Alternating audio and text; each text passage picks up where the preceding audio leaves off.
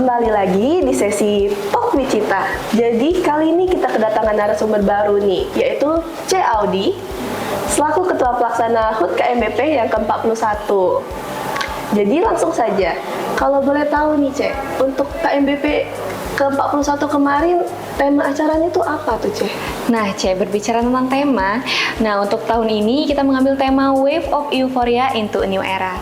Hal ini berarti gelombang kebahagiaan yang akan menghantarkan kita pada babak baru atau babak selanjutnya. Nah, babak baru atau selanjutnya ini bukan berarti kita meninggalkan babak perjalanan sebelumnya, C. Tapi berarti kita bersiap diri untuk mengumpulkan semua kesiapan kita untuk bersiap menghadapi babak selanjutnya. Oh, kalau boleh tahu juga nih Cek, di HUT KMBP ke-41 ini ada yang spesial nggak tuh Cek dari acara-acaranya? Oke, kalau kita berbicara tentang spesial nih ya Cek, tentu saja ada.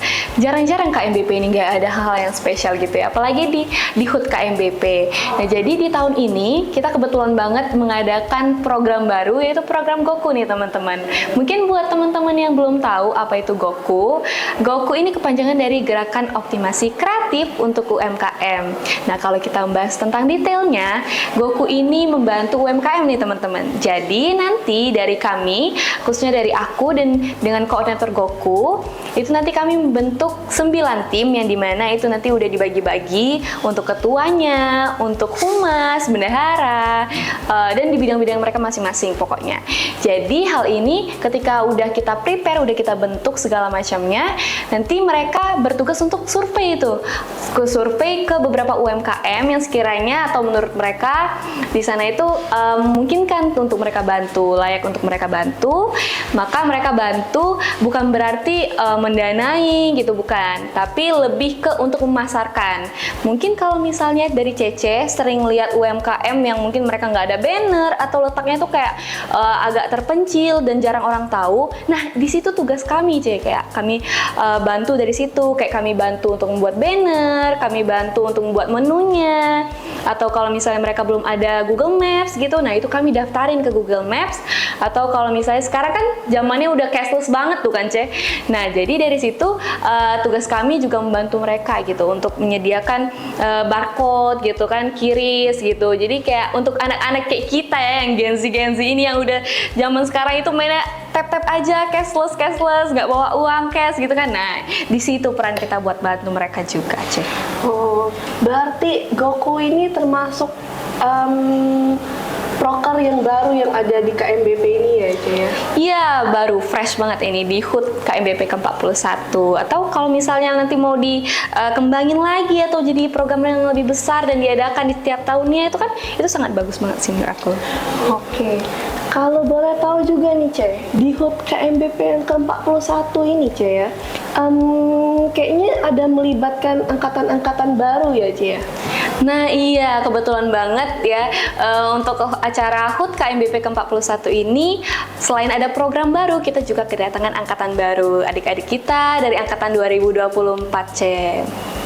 Oh, berarti mereka itu ikut terlibat sebagai peserta atau ada yang menjadi anggota juga, Cuy? Nah, ada yang anggota, ada yang peserta, ada yang jadi anggota koordinator, ada yang jadi peserta aja, itu bisa. Oke, kalau untuk strategi di acara-acara seperti itu, Cuy ya, untuk melibatkan angkatan-angkatan baru biar mereka tuh ikut aktif di acara-acara lainnya tuh ada nggak sih, Cuy? Berbicara tentang strategi nih ya, Ce. Mungkin enggak langsung aku mungkin ya, Ce, tapi lebih ke aku yang mengkoordinir teman-temanku, teman-teman koordinatorku untuk kayak kan ada tuh angkatan 2024 yang jadi peserta koordinator. Nah, mungkin dari situ tugas koordinator sih, tugas tambahan mereka bahwasanya mereka harus bisa mengkoordinir anggota-anggota baru, kayak buat mereka nyaman, buat mereka untuk enjoy lah ya dengan kegiatan-kegiatan kita, dan nggak lupa kalau misalnya ada setiap kegiatan kayak rapat atau misalnya kalau misalnya KMBP ada undangan gitu, mungkin dari koordinatornya bisa mengajak anggotanya juga gitu. Nah, mungkin dengan mereka merasa terajak, ya harusnya mereka mau stay gitu kan di kegiatan KMBP ini.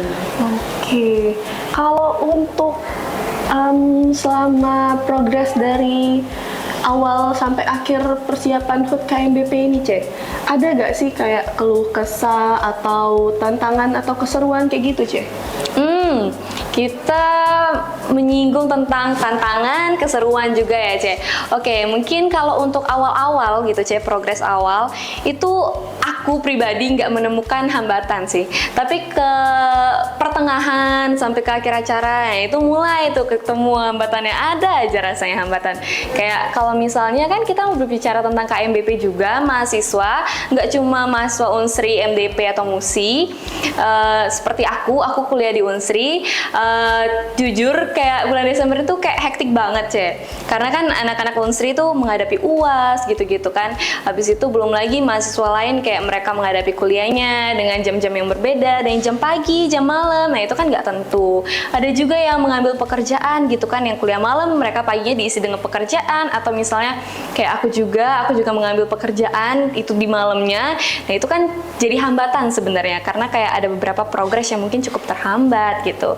Tapi disitulah fungsinya koordinator sih menurut aku, kayak kita lagi-lagi kita tim, kita bisa saling sharing di grup kita masing-masing gitu kan, kita bisa sharing juga di grup koordinator kayak kalau misalnya kita ada hambatan kita sampein aja gitu, nanti bisa di backup sama teman-teman yang lain. Bukan berarti kayak koordinator ini cuma bisanya ini aja, enggak, tapi aku yakin teman-teman yang lain walaupun mereka bisa atau enggaknya itu ya yang penting bantu dulu aja gitu kan.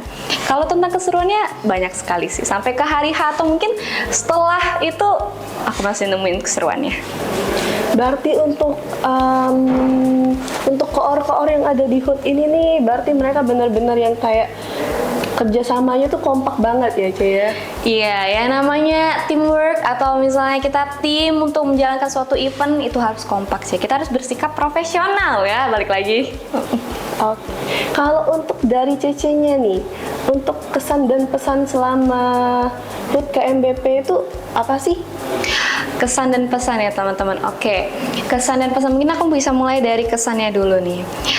Karena aku, mungkin kesan ini kan kita berbicara tentang apa yang aku rasain gitu kan selama HUT KMBP ke-41 itu berlangsung. Jujur aku merasakan haru sih. Aku merasa terharu kayak untuk acara yang udah aku dan teman-temanku rancang juga dibantu sama Kokcc BPH gitu. Kami bisa melangsungkan acara itu dengan sangat baik menurut aku. Mungkin ada hambatan yang kita temui, tapi di balik itu semua itu tuh kayak terbayar gitu loh hasil kerja keras kita. Ketika hari H kita juga mengundang alumni, mengundang tamu-tamu penting kayak Koregen dan juga Kotanto. Itu kan jadi suatu hal yang luar biasa yang dilihat sama mereka. Apalagi kayak kita juga menghadirkan program baru kita gitu kan, yaitu program Goku yang nggak cuma melibatkan pihak internal aja, tapi kita melibatkan pihak eksternal juga, yaitu bapak-bapak atau ibu-ibu yang UMKM-nya kita bantu gitu. Jujur aku merasa terharu dan aku senang aja bekerja sama dengan teman-teman aku di kepanitiaan ini. Nah, untuk pesannya, mungkin untuk pesan HUT ke-41 atau HUT ke-42 ya mungkin ya, Cie, kita berbicara untuk tahun depan. Untuk pesannya sih, untuk program Goku seperti yang aku bilang, itu adalah program yang sangat baik teman-teman. Aku harap dari teman-teman semua bisa menjalankan program itu dengan sebaik mungkin. Mungkin karena ini program baru, jadi kita kayak masih ada miss-nya beberapa gitu. Tapi harapan aku untuk program Goku ini di kedepannya, kita bisa merancang program Goku ini dengan sebaik mungkin. Jadi kayak kita kan survei juga gitu kan, Cek, kita minta feedback dari bapak ibunya setelah kita bantu. Nah, di situ kan kita bisa menutupi kekurangan dan kelebihannya gitu. Kekurangan sih lebih tepatnya. Kita bisa menutupi hal itu sehingga kalau misalnya program ini kita jalankan lagi untuk program selanjutnya, proker selanjutnya, ini sangat baik untuk dilaksanakan sih. Itu pesan aku.